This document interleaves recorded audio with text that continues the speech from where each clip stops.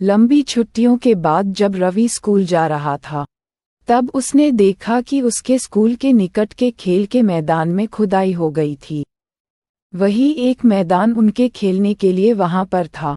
लोगों ने बताया कि वहां अनेक फ्लैटों वाली एक बड़ी इमारत बनेगी।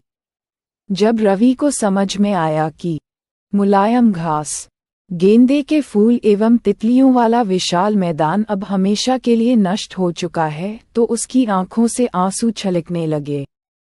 उसने यह बात अपने सहपाठियों को बताई। सुबह की सभा में प्रधानाचार्य ने भी बहुत उदासी से कहा, देखो कैसे हमारा पर्यावरण बदल रहा है। कक्षा में पहुंचकर रवि ने अपने शिक्षक से पूछा, पर्यावरण क्या है? जो कुछ भी आप अपने आसपास देखते हो, शिक्षक ने बताया। पर्यावरण हमारे जीवन का मूल आधार है। ये हमें सांस लेने के लिए हवा, पीने के लिए जल, खाने के लिए भोजन एवं रहने के लिए भूमि प्रदान करता है। मानव इस प्राकृतिक पर्यावरण में कैसे परिवर्तन करता है? कार का धुआं वायु को प्रदूषित करता है, पानी को पात्र में एकत्रित किया जाता है, भोजन को बर्तनों में परोसा जाता है और भूमि पर कारखानों का निर्माण होता है। मानव कार, मिल, कारखानों एवं बर्तनों का निर्माण करता है। इस प्रकार से मानव प्राकृतिक पर्यावरण में परिवर्तन करता है। रवि कहने लगा, इसका अर्थ है स्कूल भवन, मेज, कक्षा में रखी कुर्सियां, यहाँ तक कि खुला मैदान, सड़क, कूड़ा करकट, मेरे दोस्त, ये सभी हमारे पर्यावरण के अंग हैं। हाँ, शिक्षक ने कहा, लेकिन जरा रुको। कुछ वस्तुओं का निर्माण प्रकृति ने किया है, जैसे पर्वत, नदियाँ, पेड़, प्राणी, जबकि अन्य का निर्माण मानव ने किया है, जैसे सड़क, कार, कपड़े, किताब आदि। अब दो छात्र मिलकर कार्य कीजिए। अपने निकट बैठे सहपाठी के साथ मिलकर प्रकृति एवं मानव द्वारा निर्मित वस्तुओं की सूची बनाइए। रवि, परमजीत, जैसी, मुस्तफ़ा, आशा सभी यह सूची बनाने के लिए उत्सुक थे। इकबाल ने पूछा, हमारा पर्यावरण क्यों बदल रहा है? शिक्षक ने उत्तर दिया, ऐसा हमारी ज़रूरतों के कारण होता है। ये दिन प्रतिदिन बढ़ती रहती हैं, इसलिए हम प्राकृतिक वातावरण में परिवर्तन करते हैं और कभी कभी उसे नष्ट भी कर देते हैं। जीवीय सजीव प्राणियों का संसार, जैसे पादप एवं जंतु, अजीवीय निर्जीव पदार्थों का संसार, जैसे स्थल। ऊपर के वार्तालाप से आप समझ गए होंगे कि किसी भी जीवित प्राणी के चारों ओर पाए जाने वाले लोग, स्थान, वस्तुएं एवं प्रकृति को पर्यावरण कहते हैं। ये प्राकृतिक एवं मानव निर्मित परिघटनाओं का मिश्रण है। प्राकृतिक पर्यावरण में पृथ्वी पर पाई जाने वाली जीवीय एवं अजीवीय दोनों परिस्थितियां सम्मिलित हैं, जबकि मानवीय पर्यावरण में मानव की परस्पर क्रियाएं, उनकी गतिविधियां एवं उनके द्वारा बनाई गई रचनाएं सम्मिलित हैं। प्राकृतिक पर्यावरण, पर्यावरण यानी एनवायरनमेंट शब्द की उत्पत्ति फ्रेंच शब्द एनवायरोनेर या एनवायरोनेर से हुई है, जिसका अर्थ है पड़ोस। भूमि, जल, वायु, पेड़ पौधे एवं जीव जंतु मिलकर प्राकृतिक पर्यावरण बनाते हैं। स्थलमंडल, जलमंडल, वायुमंडल एवं जैवमंडल से आप पहले से ही परिचित होंगे। आइए अब हम इनके संबंध में कुछ और तथ्यों की जानकारी प्राप्त करते हैं। पृथ्वी की ठोस परत या कठोर ऊपरी परत को स्थलमंडल कहते हैं। ये चट्टानों एवं खनिजों से बना होता है एवं मिट्टी की पतली परत से ढका होता है। ये पहाड़, पठार, मैदान, घाटी आदि जैसी विभिन्न स्थलाकृतियों वाला विषम धरातल होता है। ये स्थलाकृतियां महाद्वीपों के अलावा महासागर की सतह पर भी पाई जाती हैं। स्थलमंडल वह क्षेत्र है जो हमें वन, कृषि एवं मानव बस्तियों के लिए भूमि, पशुओं को चरने के लिए घास स्थल प्रदान करता है। ये खनिज संपदा का भी एक स्रोत है। अपने आसपास के स्थल को देखिए और आपके पड़ोस में भूमि का उपयोग किस किस प्रकार हो रहा है। उसकी सूची बनाए। जल के क्षेत्र को जलमंडल कहते हैं। ये जल के विभिन्न स्रोतों जैसे नदी, झील, समुद्र, महासागर आदि जैसे विभिन्न जलाशयों से मिलकर बनता है। ये सभी प्राणियों के लिए आवश्यक है। चित्र 1.2 पर्यावरण के क्षेत्र पृथ्वी के चारों ओर फैली वायु की पतली परत को वायुमंडल कहते हैं। पृथ्वी का गुरुत्वाकर्षण बल अपने चारों ओर के वायुमंडल को थामे रखता है। ये सूर्य की झुलसाने वाली गर्मी एवं हानिकारक किरणों से हमारी रक्षा करता है। इसमें कई प्रकार की गैस, धूल कण एवं जलवाष्प उपस्थित रहते हैं। वायुमंडल में परिवर्तन होने से मौसम एवं जलवायु में परिवर्तन होता है।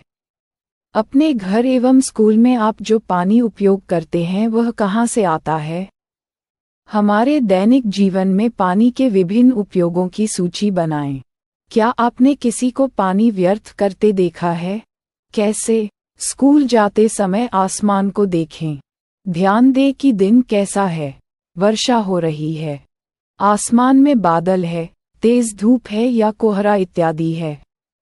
पादप एवं जीव जंतु मिलकर जैवमंडल या सजीव संसार का निर्माण करते हैं। ये पृथ्वी का वह संकीर्ण क्षेत्र है जहाँ स्थल, जल एवं वायु मिलकर जीवन को संभव बनाते हैं। पारतंत्र क्या है? पारतंत्र वह तंत्र जिसमें समस्त जीवधारी आपस में एक दूसरे के साथ तथा पर्यावरण के उन भौतिक एवं रासायनिक कारकों के साथ परस्पर क्रिया करते हैं जिसमें वे निवास करते हैं। ये सब ऊर्जा और पदार्थ के स्थानांतरण द्वारा संबद्ध हैं। कहानी के बच्चों की तरह आप भी अपने पर्यावरणीय स्थान का चित्र या फोटो लाइए। रवि की कक्षा के एक एनसीसी कैंप में जैसी ने आश्चर्य से कहा, कितनी मूसलाधार वर्षा हो रही है। इससे मुझे अपना केरल याद आ गया। तुम सबको आकर देखना चाहिए कि कैसे हरे भरे खेतों एवं नारियल के बागानों में लगातार बारिश होती रहती है। तभी जैसलमेर के रहने वाले हीरा ने आश्चर्य से कहा, हमारे यहाँ वर्षा होती ही नहीं है। हमें तो दूर दूर तक केवल कीकर एवं रेत ही नजर आती है।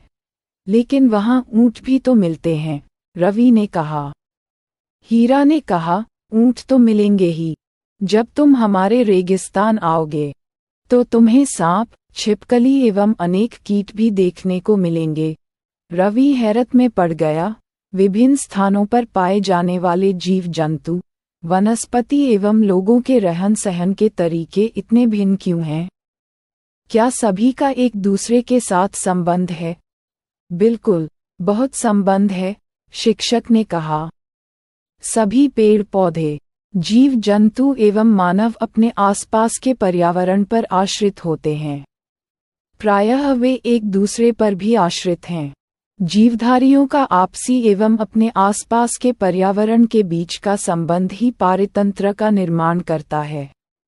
अधिक वर्षा वाले वन, घास स्थल, रेगिस्तान, पर्वत, झील, नदी, महासागर एवं छोटे से ताल का भी एक पारतंत्र हो सकता है।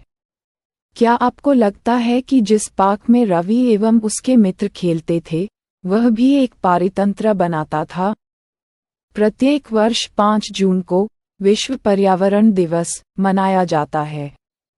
वस्तु विनिमय पद्धति, यह वस्तुओं की अदला बदली का व्यापार है जिसमें धन का प्रयोग नहीं होता।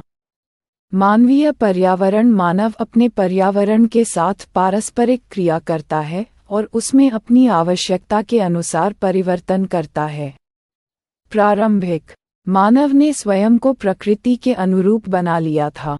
उनका जीवन सरल था एवं आसपास की प्रकृति से उनकी आवश्यकताएं पूरी हो जाती थी। समय के साथ कई प्रकार की आवश्यकताएं बढ़ीं।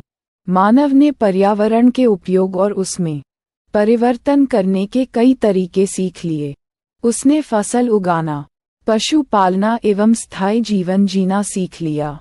पहिए का आविष्कार हुआ, आवश्यकता से अधिक अन्न उपजाया गया, वस्तु विनिमय पद्धति का विकास हुआ, व्यापार आरंभ हुआ एवं वाणिज्य का विकास हुआ। औद्योगिक क्रांति से बड़े पैमाने पर उत्पादन प्रारंभ हो गया। परिवहन तेज गति से प्रारंभ हुआ। सूचना क्रांति से पूरे विश्व में संचार सहज और द्रुत हो गया। अपने पड़ोस के किसी बुजुर्ग व्यक्ति से बात करें और निम्न जानकारी प्राप्त करें। जब वे आपकी उम्र के थे तब उनके आसपास कैसे पेड़ थे? उस समय के घर के अंदर खेले जाने वाले खेल। उस समय उनका पसंदीदा फल। गर्मी एवं सर्दी का मौसम वे कैसे बिताते थे? प्राप्त जानकारी को दीवार, बुलेटिन बोर्ड पर प्रदर्शित करें।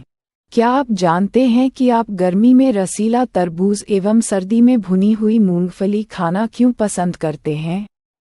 प्राकृतिक एवं मानवीय पर्यावरण के बीच सही संतुलन होना आवश्यक है। मानव को पर्यावरण के साथ समरसता से रहने एवं उसका उपयोग सीखना चाहिए।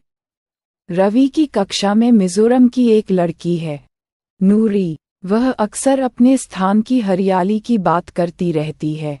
खेल का मैदान नष्ट होने के कारण रवि की उदासी देखकर नूरी ने उसे आने वाली छुट्टियों में अपने घर मिजोरम आने को कहा। रवि के शिक्षक ने सभी बच्चों से कहा कि छुट्टियों में वे जिन स्थानों पर जाएंगे, वहां के भूदृश्य, घरों एवं लोगों के क्रियाकलापों का चित्र बनाकर लाएं। चित्र 1.3 एक ताल का पारतंत्र।